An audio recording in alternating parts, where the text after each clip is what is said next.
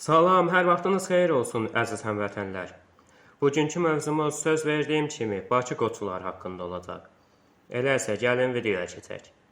Bakı qoçularının Bakını erməni quldurlarından necə qoruduğundan danışacağıq. Amma söz düşmüşkən, gəlin əvvəlcə bir-iki məlumat da siz əzizlərin nəzərinə çatdırım.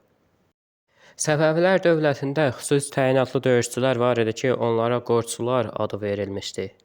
Onlar digər döyüşçülərdən çox uzun bığları və fiziki göstəriciləri ilə seçilirdilər. Fərziyyələrdən biri də budur ki, qoçu adı elə həmin qorçulardan gəlir. Qoçular haqqında da yazılır ki, onlar çal papaq qoyar və bığları da həmişə yağlı və burun-burum olardı. İndi isə əvvəlcə bir neçə xoşagəlməz məqamdan danışaq, sonra keçək ermənilərlə olan mübarizəyə. 1900-cü illərin əvvəllərində Azərbaycanda, xüsusən də Bakıda qoçuların sayı xeyli çox idi.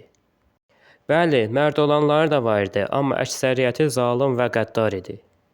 Məsələn, Novxanlı qoçu Məşədi Hacıoğlu günün günorta vaxtı şəhərin adlı sanlı ruhani atası Axund Molla Ruhullahın mənzilinə girərək onu namaz qıldığı yerdə öldürmüşdü. Bəzən günün günorta çağı boş bir şeyin üstündə bir-biri ilə atışırdılar da. Hətta dinc sakinlərin namusuna toxunanlar belə var idi ki, onları bir-bir sadalamağa ehtiyac yoxdur deyə düşünürəm. Pula ehtiyacları olan zaman şəhərin varlılarını və ya övladlarını tez-tez oğurlar, külli miqdarda pul aldıqdan sonra onları buraxırdılar. Rəsulzadə də yazır bu barədə. Quldur dəstələri zənginləri təhdid edərək para çəkir, bəzilərini çalıb çapır, aldıqları girov pulun müqabilində buraxır, çox zaman böyük firmalara göndərdikləri təhdid məktubları ilə bunları xəraca bağlayırdılar. Bunları dedim ki, qoçular haqqında müəyyən bir təsəvvürümüz formalaşsın və vəziyyətin belə olduğu halda onların düşmənə qarşı necə birləşməsi daha çox bizdə təəccüb yaratsın. Bura qədər dediklərimi və bundan sonra deyəcəklərimin mənbələrini video altına əlavə edəcəm ki, tez-tez hər cümlədə mənbə adı çəkib sizləri yormayım. Mart soyqırımları ərəfəsində Bakıda ermənilər müsəlmanlara qan utdururdu. Qoçular isə silahların azlığına və saylarının azlığına baxmayaraq ermənilərə müqavimət göstərirdilər. Ən sərt müqavimət göstərənlərdən biri Qoçu Nəcəfqulu idi. Novxanı qoçuları və ruslar tərəfindən Bakıya gətirilmiş əsir türk zabitləri də Nəcəfquluya dəstək verirdilər. Bir neçə saat ərzində Maştaxa qoçuları da köməyə yetişmişdi. Həmçinin Kürdaxanı qoçuları da yetişmişdi ki, onların başında da qaçaq Adil dururdu. Qoçu Nəcəfqulu haqqındakı mənbələrdə deyilir. Səhərə yaxın sursat tükənmək üzrə idi. Nəcəfqulu son və qəti sıçrayışa hazır idi. Elə bu zaman çoxdankı rəqibi Qoçu Teymur bəy Aşırbəyovun onlara çatdırdığı patronlar cəmaatın qanının arasına yaman girdi. Müqavimət göstərən qoçulardan biri də Məşədi Hilal Kazımov idi ki, Bakıda onun adına hazırda küçə də mövcuddur. Məşədi hadisə baş verən anda silahını götürüb küçəyə çıxır və Müsavatın firqə idarəsinə gedir. Ona Nikolayevski küçəsində mövqe tutub düşmənin qarşısını almağı tapşırırlar. O gün axşamüstü saat 5-dən səhərsi gün saat 4-ə qədər dəstəsi ilə düşmənin hücumlarının qarşısını alır. Sonra ailəsindən xəbər tutmaq üçün döyüş yoldaşlarından icazə alır və evə gedir. Geri dönərkən ermənilərin qarşısındakı səngərdən qaçan bir neçə nəfər görür və belə deyir. Nərəyə qaçırsınız? Bundan böyle evinizdə olsanız sizi öldürəcəklər. Qaçmaq deyil, müdafiə vaxtidir. Müqavimət davam edir. Məşədin dəstəsi böyük itkilər verir, amma içəri şəhərə düşməni buraxmırlar. Döyüşün ən qızğın anında Məşədi Hilal nökəri olan Kərbəlayı Səfərə deyir. Kərbəlayı Səfər, nə üçün durmuşsan? Get, artıq mən buradan çıxacaq deyiləm. Kərbəlayı isə belə cavab verir. Hərgiz, mən səni belə mövqədə yalqız buraxıb, namussuzlar kimi gedə bilmərəm. Döyüşün ən ağır məqamlarında Qoçu Əlabbas Babayevin qardaşı Kərbəlayı Əbdülhəmid gəlib çıxır və Məşədi Hilal ondan kömək istəyir.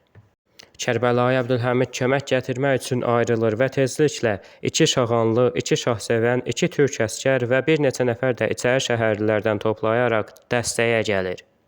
Məşədi Hilal xatirələrində yazır ki, axşama qədər müdafiədə bulunduq, düşməni sükuta məcbur etdik. Onların mənəviyyatını tamamilə qırdıq. Artıq atışmaya cəsarət edəmədilər. Bir neçə cümlə də Dadaş Rızazadədən danışaq. Döyüşün ilk dəqiqələrindən vuruşmaya qatılır. Ən gərgin məqamda silahdaşı Əlixana deyir ki, ailəsini götürüb oradan uzaqlaşsın. Əlixan isə cavabında deyir: "Mən səni tək qoyub gedə bilmərəm. Əgər düşmənlər bizə qalib gəlsələr, əvvəl ailəmi, sonra da özümü öldürərlər. Mən səndən ayrılası deyiləm. Ölsəm mən də ölürəm, qalsam mən də qallam." Onlar 3 gün, 3 gecə vuruşurlar. Mart döyüşlərindən sonra da mübarizəni davam etdirir Dadaş Rızazadə. Novxanda qalıb qanlı mart günlərində aldığı yaralarını müalicə etdirir. Bu zaman eşidir ki, ermənilər Quba yolunda müsəlman kəndlərini qarət edirlər. 15 nəfər adam götürüb yolları erməni quldurlarından təmizləyə-təmizləyə Dəvəçiyə qədər gedib çıxır. Dəvəçidən sonra isə Şamaxıya yollanır. Orada Bakıya qayıtması ilə əlaqədar məktub alır. Kürdəxanlı Adil ilə görüşür. Oradan Mərəzəyə, Mərəzədən isə Qobiyə gedir. Mart hadisələri başlayan zaman Maşçaxalı Qoçu Əziz kəndliləri başına yığır və onlara belə səslənir: "Əvvəla sözümə qulaq asıb gəldiyinizə görə çox sağ olun. Çünki mən buradakıların bəziləri ilə qan düşməniyəm. Bir-birimizin qohum qardaşını öldürmüşük, amma bu gün ayrı vaxta bənzəməz. Bu gün düşmənçilik bizə yaraşmaz. Bu gün torpaq əldən gedir, vətən əldən gedir, namus əldən gedir. Siz bilirsiniz ki, mən baş kəsmişəm, amma namusdan keçməmişəm. Gəlin, hər şeyi yaddan çıxarıb birləşək. Torpağımızı düşməndən qoruyaq. Öldük, heç, şəhid olarıq. Qaldıq, vətəni xilas eləyək. Genə ağa durub, ağacan durub." Sonra da dəstəsinə tapşırdı ki, hamı son gülləsinə qədər döyüşsün. Güllə qurtardıqda isə hamılıqla xəncərlər çəkilsin və birlikdə düşmənin üzərinə xəncərlə hücum edilsin. Məlumatlarda qeyd edilir ki, Nuru Paşa Bakını azad edəndə Qoçular tərəfindən 1151 erməni, 383 rus və 113 müxtəlif millətdən olan düşmən əsgəri əsir götürülmüşdü. Bu igidlərin aqibətləri haqqında da bir neçə cümlə dedikdən sonra videonu tamamlayacağam. Qoçu Nəcəfqulu ən əvvəldən öz vəsaiti hesabına silah alıb cəmaata payladı və müdafiə dəstələri yaratdı. Azərbaycanlılara qarşı qəddarlıq edən erməniləri tutub hamamın qazanxanasında diri-diri yandırdı. Qadınların namusuna toxunan 2 ermənini isə diri-diri divara hördü. Daha sonralar Nuru Paşa onu ordenlə mükafatlandırdı. Qoçu Məşədi Adil Nuru Paşaya öz atını hədiyyə etdi.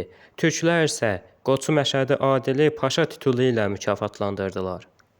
Dağ pişiyi ləqəbli Dağlı Musaya Nuru Paşa yüzbaşı rütbəsi verdi. 1920-ci ildə Türkiyəyə dəvət edildi və Ənvər Paşa tərəfindən minbaşı rütbəsi ilə təltif edildi. Çünki o Nargin adasında əsir tutulan türk əsgərlərini pulla alıb azad buraxırmış. Çox təəssüf ki, sonralar Azərbaycan Sovet tərəfindən işğal edildi. Maştaxa mollaları əhalini Sovetə qarşı, bolşeviklərə qarşı döyüşə səslədi. Elə Maştaxadan olan, lakin bolşeviklərə qoşulmuş Məmməd Yarov bolşevik ordusunun başında Maştaxaya hücum etdi. Din xadimləri və Qoçu Əziz güllələnərək edam edildi. Qoçu Nəcəfqulu tutularaq məhkəməyə çıxarıldı. Məhkəmədə bu sözləri dedi: "Mən Bakıda bir sıra qanlı hadisələrin törədilməsinin iştirakçısı olmuşam. Bizə hücum edən erməniləri öldürmüş, bir sıra başqa cinayətlər törətmişəm. Əgər siz məni bu işlərimə görə mühakimə etsəydiniz, sizə minnətdar olardım. Ancaq mən nə Əli Bayramovu tanımışam, nə də onun öldürülməsində iştirak etmişəm. Mən Bakının yarısını erməni daşnaqlarından qorumuşam. Ona görə də türklərdən mükafat və orden almışam. Bəs bunlar hara getdi?" Və sonra o da edam edildi. Mənbələrdə yazılır ki, təkcə Bakıda 200-dən çox qoçu güllələnərək edam edildi. Bəli, əzizlər, qırğınların daha böyük miqyasda olmasının qarşısının alınmasında və həmçinin Bakının azad olunmasında da həmin qoçuların əməyi böyük idi.